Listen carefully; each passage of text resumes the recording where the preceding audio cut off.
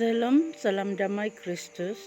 Hari ini 7 September 2025 kita bertemu sekali lagi dalam renungan santapan firman Tuhan melalui Injil Lukas bab 14 ayat 25 hingga 33. Mari sama-sama kita dengar dan renungkan bersama. Pada suatu ketika orang berduyun-duyun mengikuti Yesus dalam perjalanannya. Sambil berpaling, Yesus berkata kepada mereka, "Jika seorang datang kepadaku dan ia tidak membenci bapaknya, ibunya, istrinya, anak-anaknya, saudara-saudaranya lelaki dan perempuan, bahkan nyawanya sendiri, ia tidak dapat menjadi muridku.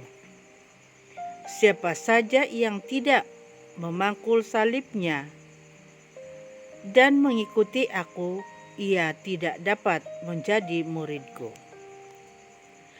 Sebab siapakah di antara kamu yang kalau mau membangun sebuah menara tidak duduk dahulu membuat anggaran biayanya? Apakah uangnya cukup untuk menyelesaikan pekerjaan itu?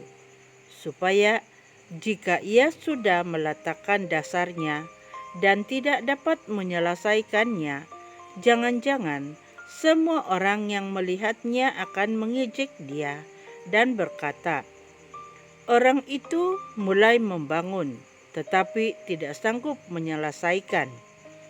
Atau raja manakah yang hendak berperang melawan raja lain, tidak duduk mempertimbangkan dahulu, apakah dengan 10.000 orang ia sanggup menghadapi musuh yang datang menyerang dengan 20.000 orang?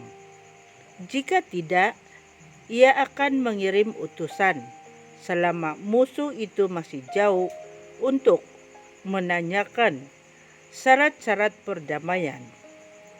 Demikianlah pula setiap orang di antara kamu yang tidak melepaskan diri dari segala miliknya tidak dapat menjadi muridku." Injil Tuhan. Terpujilah Kristus. Saudara dan saudari, kalau tradisi orang Yahudi, muridlah yang mencari guru. Sebab semakin pintar murid itu, ia akan mencari seorang guru yang terbaik dan terkenal. Dan peraturan menjadi murid pura adalah ketat dan berat karena harus tinggal bersama dengan gurunya. Hidup seperti gurunya dan belajar dari gurunya, supaya para murid semakin mengenal dan mencontohi perilaku gurunya dan berlatih apa yang diajarkannya. Begitu juga halnya menjadi murid Yesus. Tidak cukup hanya mendengar dan melihat, selepas itu pulang. Menjadi murid Yesus harus tinggal bersama Yesus. Dan bukan hanya untuk menikmati dan menonton bakat sang guru. Yesus mengajukan tuntutan kepada kita bahwa siapa saja yang tidak memikul salibnya dan mengikuti dia, orang itu tidak dapat menjadi muridnya. Tuntutan sedemikian bukanlah mudah, tetapi inilah proses pertumbuhan hidup para murid.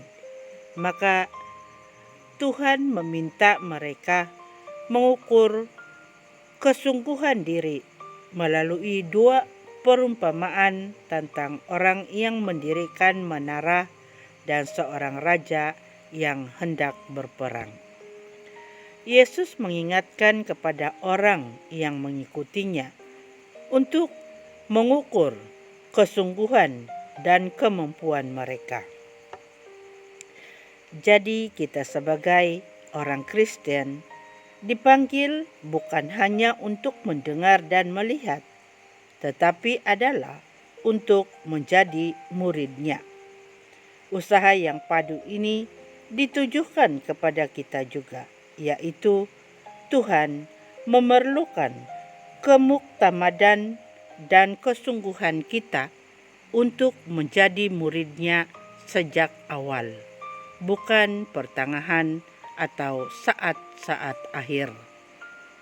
Ini semua bukan demi Tuhan Yesus, tetapi demi kebaikan kita dalam mengambil bahagian dalam karya penyelamatan Allah. Maka marilah kita memantapkan lagi kesungguhan, kemuktamadan, dan kesetiaan agar mampu menjalani panggilan kemuridan kita masing-masing. Amin.